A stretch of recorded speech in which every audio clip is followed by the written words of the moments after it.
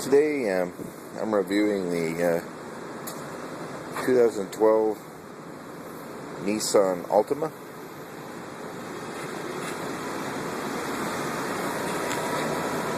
Let's do a walk around real quick. What it looks like from the outside.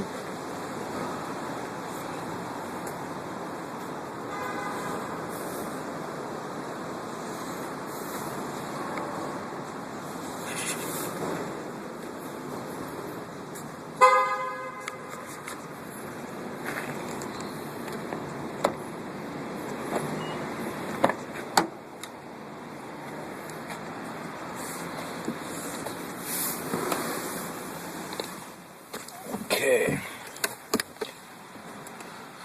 so this is the inside. If you notice, the keyless entry does work, but you have to press a button instead of just pulling on the handle like some other ones, which is okay. Get some light in there. That's what the dash looks like. It's a nice looking dash. Everything's fairly good as far as placement. I didn't have any problem. One thing I did notice last night when I was driving it is that the seat sits fairly low comparative to the hood, and there's no way to raise it. So a lot of times I'm trying to peek up over the hood a little bit. There's definitely some blind spots in the back. You look over here and you really can't see much when you're trying to figure out what's going on. From the seat, you can't really see out the back window. The mirror was placed okay. That's not a problem. But definitely you're going to have to get used to where the back window is in the blind spots. What else have I noticed so far? The seat, it's comfortable enough, but they're pretty hard. They're not cushy seats. They're a hard bucket seat. The suspension's pretty hard.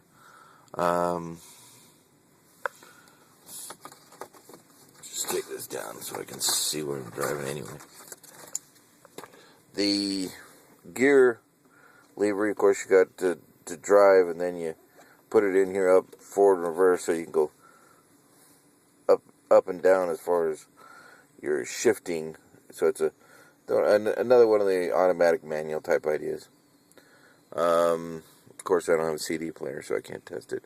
The radio, it sounds pretty good. Air conditioning works pretty good.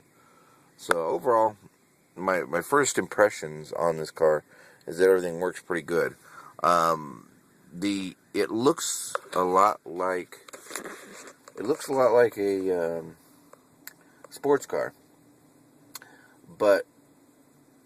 and it feels a lot like a sports car. It's pretty stiff, and you're pretty low to the ground.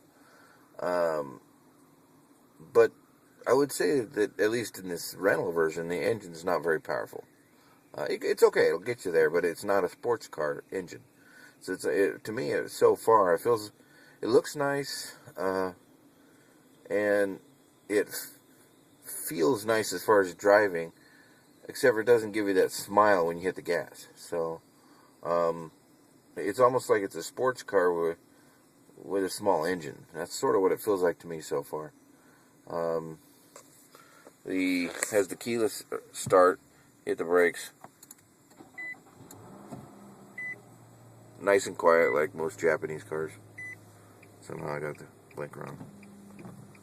I have no idea how I did that. This is nice. I'm sure there's a way to dim it at night. It looks cool right now, but in the middle of the night, that's a little bit bright when you're trying to drive, you know. Other than that, the gauges are they're fine. Gives you an MPG right in the center in case. I'm sure you can change that. You've yet to figure out how to there's no menu button, so I'm not sure how to control all that. There's probably a button over here somewhere that shows me how to do that. But has a nice, that's a massive thing. The trunk's pretty good. The back seat is a shelf.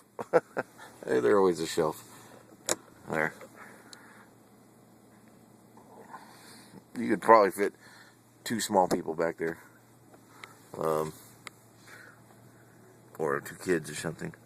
So far, it's a nice car. So, that's my first impressions on the Nissan Altima. The mirrors are in good places. So far, it's a nice car, but I wouldn't call it a sports car so far just because of the engine. It seems to handle like a sports car, and it seems to feel like a sports car, except for the hit the gas, let's go really fast. You hit the gas and goes, okay, let's go. So, that's my impression so far, is that they weren't quite sure if this was if they were building a sports car or if they were building a commuter. And maybe they were trying to shoot the center of both, which is part of the problem. A sports car really should give you that zing when you hit the gas. So, alright, thanks for watching.